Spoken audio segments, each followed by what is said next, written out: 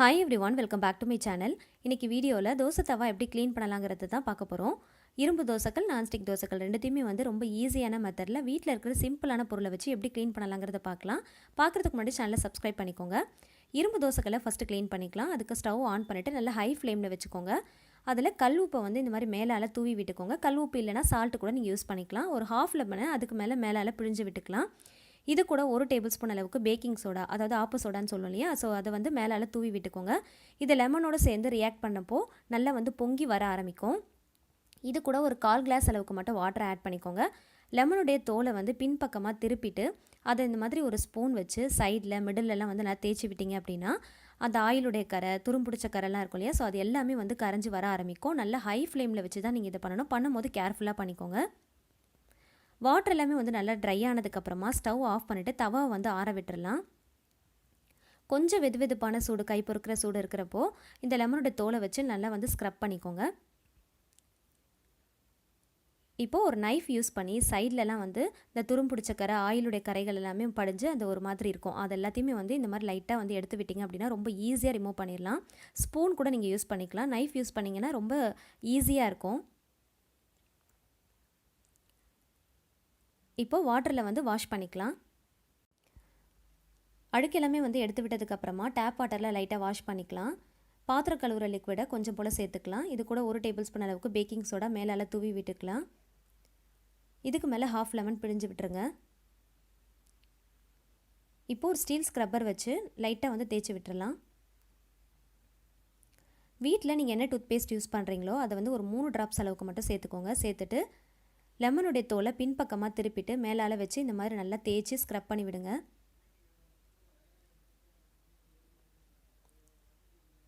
இப்போ again steel scrubber வச்சு நல்லா தேய்ச்சி விட்டுருங்க.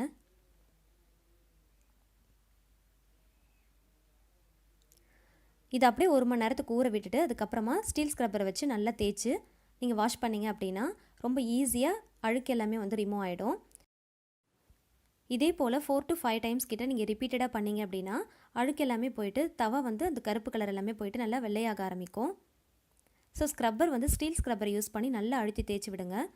லிக்விட் வச்சு நீங்கள் தேய்ச்சாலே போதும். கொஞ்சம் கொஞ்சமாக அந்த அழுக்கு எல்லாமே சீக்கிரமாக ஈஸியாக வந்துடும்.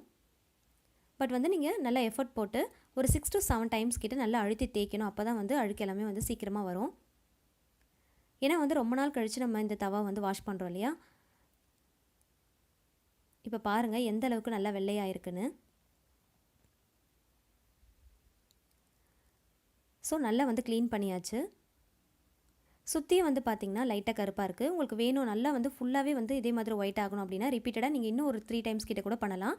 நம்ம மிடில் தான் தோசை சப்பாத்திலாம் சுடுவோம் இல்லையா, ஸோ அதனால் நான் மிடில் மட்டும் நல்லா க்ளீன் பண்ணி வச்சுருக்கேன். ஸோ இந்த மெத்தட் கண்டிப்பாக உங்களுக்கு ரொம்ப யூஸ்ஃபுல்லாக இருக்கும். இப்போது நான்ஸ்டிக் தவா எப்படி க்ளீன் பண்ணலாங்கிறத பார்க்கலாம். நான்ஸ்டிக் தவாவில் மோஸ்ட்லி சைட்லலாம் பார்த்திங்கன்னா ஆயில் கரைகள் நல்லா படிஞ்சிருக்கும். அது நல்லாவே தெரியும் பார்த்தாலே.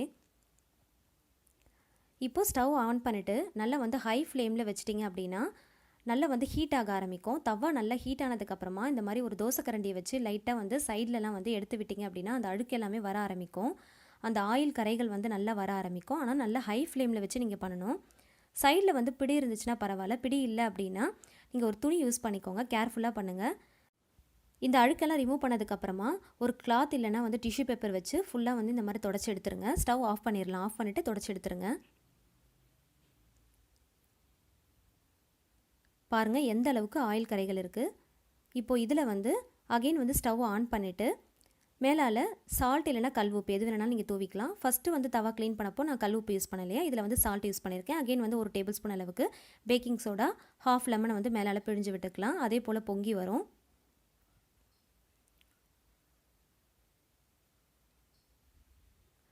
அந்த லெமனுடைய தோலை பின்பக்கமாக திருப்பிட்டு ஸ்பூன் வச்சு நல்லா ஸ்க்ரப் பண்ணிக்கலாம்.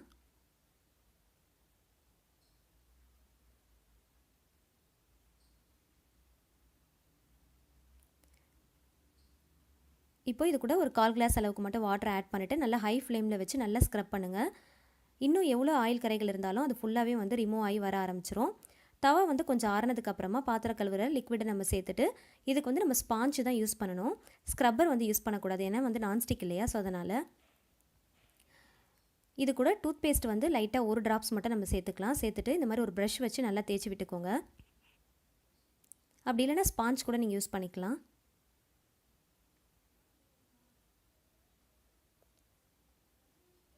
இதையும் வந்து ஒரு மணி நேரத்துக்கு அப்படியே ஊற விட்டுருங்க. அழுக்கு எல்லாமே வந்து நல்லா ஊறி வர ஆரம்பிச்சிரும். இப்போ ஒரு ஸ்பாஞ்ச் வச்சு லிக்விட் வச்சு நல்லா வந்து வாஷ் பண்ணி எடுத்துடலாம். அவ்வளோதான். அந்த ஆயிலுடைய கரைகள் எல்லாமே வந்து ரொம்ப ஈஸியாக ரிமூவ் பண்ணிடலாம். நான்ஸ்டிக் வந்து உடம்புக்கு ரொம்ப நல்லது கிடையாது. ஸோ அதனால் எப்பயாவது ஒரு தடவை தான் நான் யூஸ் பண்ணுவேன்.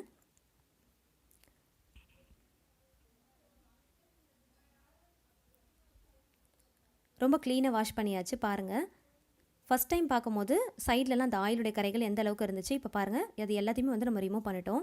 முடிஞ்ச அளவுக்கு நான்ஸ்டிக் யூஸ் பண்ணுறதை நீங்கள் அவாய்ட் பண்ணிக்கோங்க. அது உடம்புக்கு வந்து கண்டிப்பாக நல்லதே கிடையாது. ஸோ எந்த பாத்திரமாக இருந்தாலும் நம்ம நான்ஸ்டிக் யூஸ் பண்ணுறதை அவாய்ட் பண்ணிட்டோம் அப்படின்னா ஹெல்த்தியாக இருக்கலாம். தேவைப்படுறவங்களுக்கு இந்த வீடியோ கண்டிப்பாக யூஸ்ஃபுல்லாக இருக்கும். இந்த வீடியோ பிடிச்சிருந்துச்சுன்னா மறக்காமல் வீடியோக்கு ஒரு லைக் கொடுத்துருங்க. உங்களோட ஃபேமிலி அண்ட் ஃப்ரெண்ட்ஸ் கூட ஷேர் பண்ணுங்கள். நம்மளுடைய சேனலை சப்ஸ்கிரைப் பண்ணிட்டு தொடர்ந்து சப்போர்ட் பண்ணுங்கள்.